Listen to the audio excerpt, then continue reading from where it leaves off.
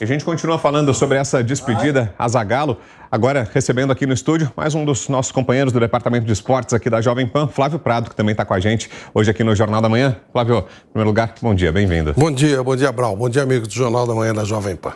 Pois é, uma pena que nesse contexto, né, Flávio, dando esse adeus a Zagallo, uma figura tão querida, carismática, né, que marcou não só pelos feitos que são impressionantes, né, no esporte, né, por tudo que conquistou, pelos recordes que bateu, pelo número que alcançou, que muito possivelmente não vai ser repetido, né, de 4 Copas do Mundo conquistadas como treinador e como jogador e como coordenador técnico. Isso muito dificilmente vai se repetir, mas não é só isso que o eterniza, né, e que o leva para a história, né, Flávio? Eu queria que você falasse um pouco sobre isso, mas também a personalidade marcante do Zagallo, né?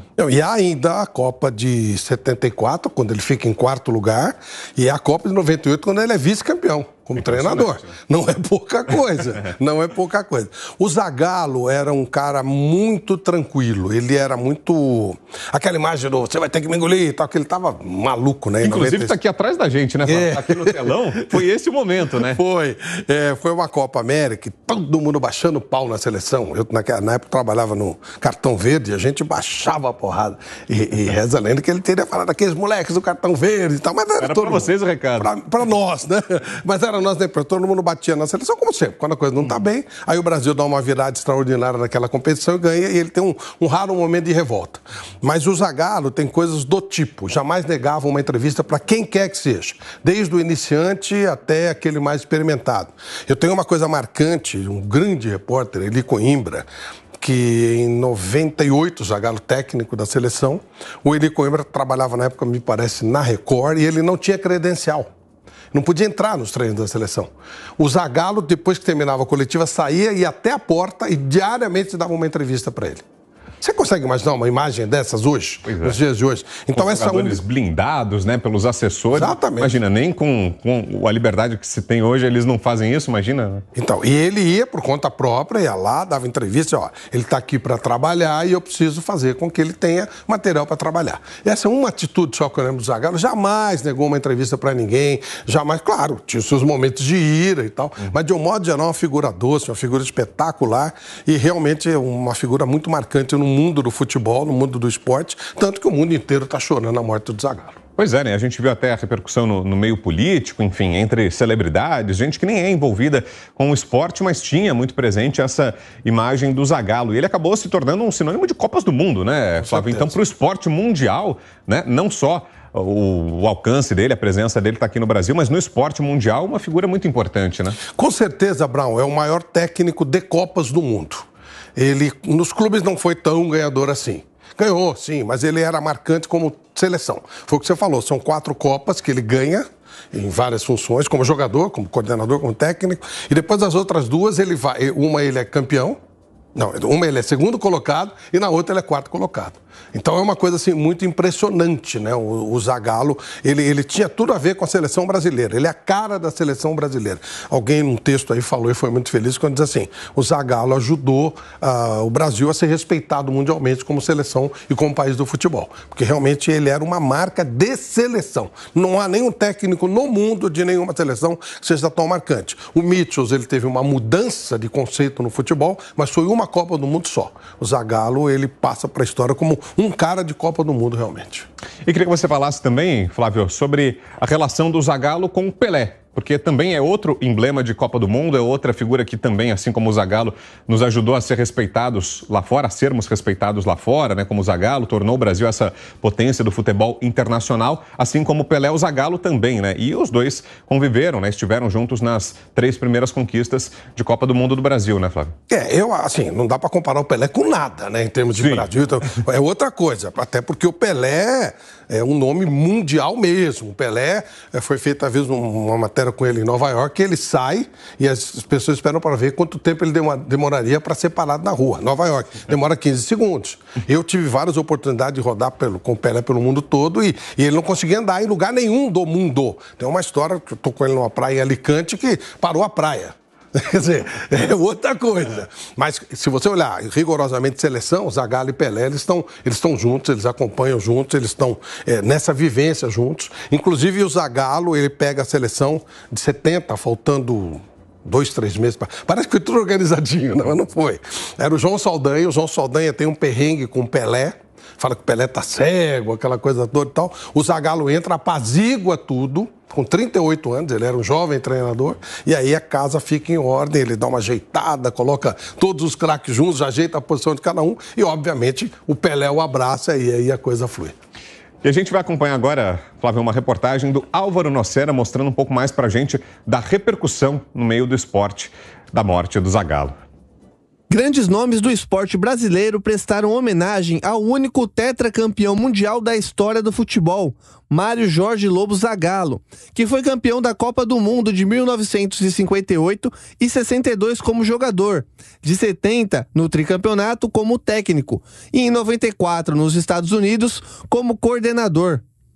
Paulo Roberto Falcão, ex-meia do Internacional, São Paulo e da Seleção Brasileira, lembrou de uma das mais célebres frases de Zagallo.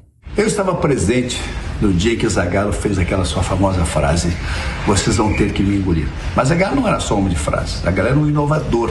Ele colocou Rivelino na ponta esquerda para fazer o terceiro homem, coisa que ele fez em 58, 62 como jogador. Então, ele, como treinador em 70, ele fez a mesma coisa. Então ele via na frente.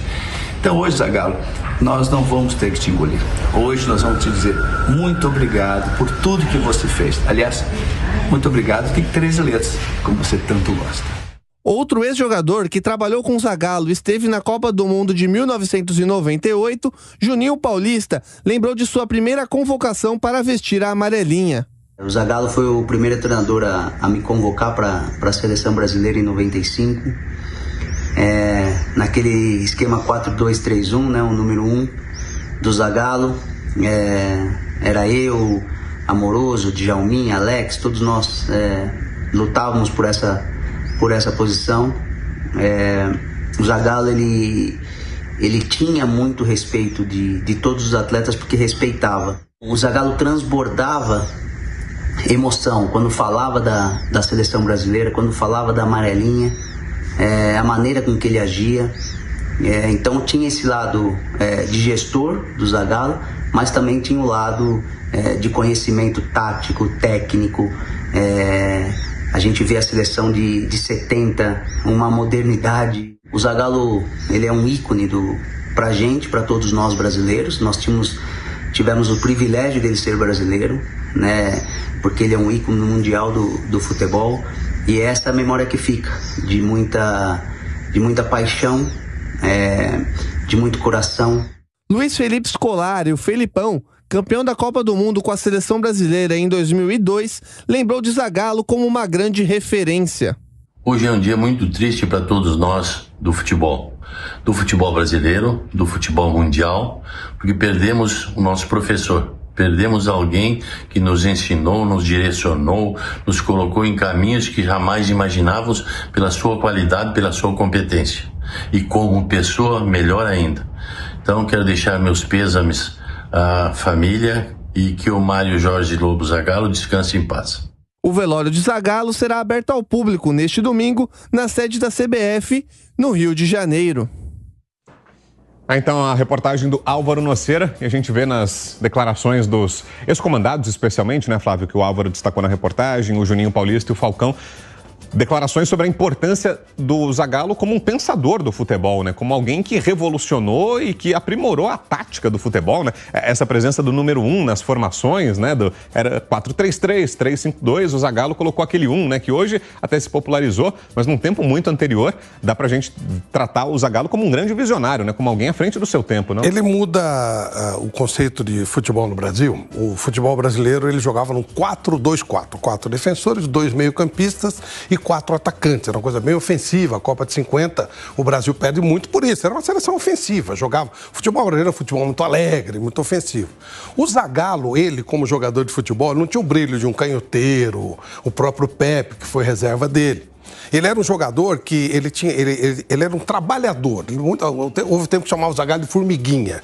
Ele ajudava na marcação. Olha que coisa curiosa. Hoje, quem gosta de futebol sabe do que eu estou falando. Aquela coisa do lateral ajudar a marcar, do ponta ajudar a marcar. O Zagallo no Botafogo, ele fazia esse trabalho. Ele voltava para ajudar na marcação. O Botafogo tinha jogadores extremamente... O Garrincha ia marcar quem, né? O Garrincha, aquele gênio Didi. Então, o Zagallo, ele era obrigado a ajudar na marcação. O Nilton Santos subia muitas vezes, até em Copa do Mundo o Nilton faz gol, e o Zagallo começou a fazer aquele trabalho no Botafogo e dá certo. Quando chega na seleção brasileira, na Copa de 58, ele começa a fazer esse trabalho de voltar. Então o Brasil revoluciona taticamente na Copa de 58, quando ele tem um jogador que faz o terceiro homem. Então o 4-2-4, que era quase que um símbolo mundial de futebol, passa a ser um 4-3-3. Pode parecer pouco, olhando hoje, mas o Brasil passa a ter um jogador a mais no meio campo. Uma revolução, né? É uma revolução. O Brasil surpreende, porque além de Pelé, de Garrincha, aquela coisa toda que aconteceu, o Brasil começa a ter mais gente no meio-campo, mais gente para recuperar a bola. Quem era esse a mais? Era o Zagallo, pelo lado.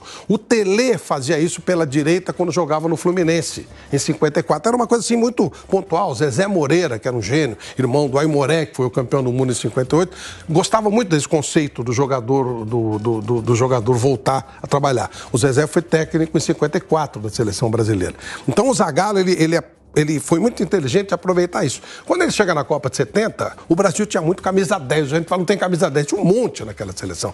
E o Saldanha, que era o técnico que antecedeu o Zagallo, na eliminatória de 69, o Saldanha fez o tradicional 4-2-4, era uma seleção ofensiva beça. Mas aí você sacrifica algum meio-campista. E o Brasil tinha o Pelé, tinha o Tostão, tinha o Rivelino, tinha o Paulo César Caju, todos jogadores muito acima da média, fora o Dirceu Lopes, que foi convocado. O que ele faz? Ele começa a dar um jeito de aproveitar todo mundo. E um jeito é, o Rivelino vai fazer aquele trabalho que eu fazia, ou seja, voltar um pouquinho mais pelo meio. Ele compõe o meio-campo com o Rivelino, só que o Rivelino é um jogador muito maior do que ele, Zagallo. Zagallo era um trabalhador, o Rivelino era um gênio. E aí você tem um meio-campo do Brasil super povoado com jogadores extraordinários, com o Clodoaldo, com o Gerson, com o Rivelino, com o Pelé. O Tostão voltava, pelo amor de Deus, olha onde a bola caía. Caía com esses caras aí, virava um show. Né? Isso é coisa do Zagallo, aquela coisa do ponta que volta, que no começo era uma coisa agressiva. Caramba, o futebol brasileiro, ponta voltando. Aí isso em 70 vira uma magia. Povoar mais o meio campo com os jogadores geniais. É a história que o nosso Vampeta que fala. Jogador ruim pode jogar junto, jogador bom não pode? Pode. Em 70 o Zagallo mostrou isso.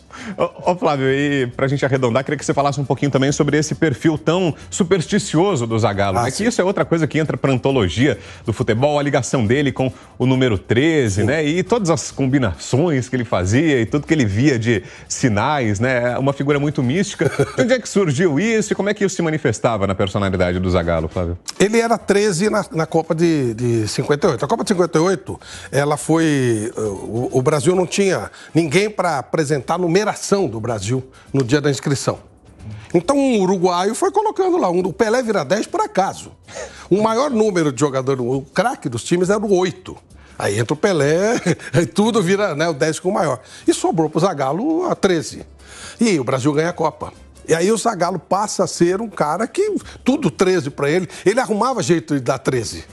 Ele vira, ele tá em tudo. E ele das datas. Tudo. Ele era extremamente supersticioso. Aliás, a maioria dos treinadores de futebol é muito supersticiosa, né? O Bilardo não deixa o carro dar ré. O Cuca não deixa. A calça do Cuca, né? A calça do Cuca. O carro da... E o Zagallo, nossa, para ele os 13. Mas ele procurava 13, né? Se não tinha, ele dava um jeito de arrumar. Acho que funcionou, né? Você pode... Aquela história de eu não creio nas bruxas pelo que elas ai. O Zagallo dava um jeito do 13 aparecer e aparecia, e normalmente como ganhador. Mas ele era muito supersticioso mesmo. Muito, bastante. Aliás, em 58, o Dr. Paulo Machado de Carvalho só usava um terno marrom em todos os eventos. Era uma seleção genial, mas bastante mística e bastante supersticiosa. Bom, é claro que a gente vai continuar acompanhando a partir de agora com o velório também, que vai ser aberto dentro de mais alguns minutos. Está previsto o início para as 9h30 da manhã, lá no Rio de Janeiro, na sede da Confederação Brasileira de Futebol, a CBF. E a gente vai seguir ao longo de todo esse domingo, mostrando um pouco mais desse adeus ao velho lobo Zagallo, com o Flávio, com toda a equipe de esportes da Jovem Pan mobilizados. Tá no Canelada daqui a pouquinho? Tô no Canelada, sim, tô sim. Olha, Brown, como última palavra sobre o Zagallo, o Brasil deve muito a ele, sim. Ele realmente foi um personagem extraordinário, espetacular. O Brasil teve a sorte de ter o maior jogador da história do futebol, disparadamente. Quem compara o Pelé com qualquer outro, porque não viu o Pelé, e eu respeito, não viu, você não pode comparar, né? É que nem comparar os Beatles com qualquer banda. Não dá, tem coisa que não tem comparação.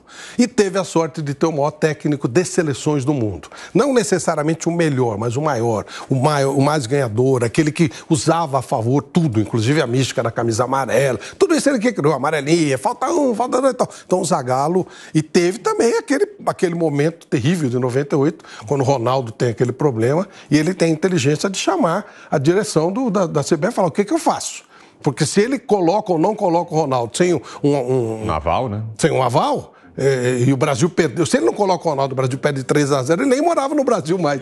Então, até essa inteligência ele teve. Devemos muito ao Zagallo, nossa gratidão, mas principalmente pela generosidade com a imprensa. Sempre foi muito gentil, sempre tratou todo mundo muito bem, mesmo que fosse para rebater uma crítica. Então, a gente deve muito a ele em todos os sentidos.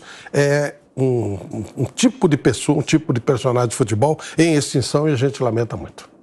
É isso, a gente vai continuar ao longo de todo esse domingo acompanhando aqui na Jovem Pan, ao longo dessa edição do Jornal da Manhã, daqui a pouco também no Fast News, e a partir da 1h da tarde, com Flávio, os companheiros todos do esporte, no Canelada, que vai falar muito, claro, sobre esse adeus ao Zagallo, 1h da tarde, hein? Logo no comecinho da tarde. Flávio, bom trabalho, bom domingo. Muito obrigado, Brown. Obrigado a vocês, bom trabalho também. Tchau, tchau. Valeu, até mais. Tchau.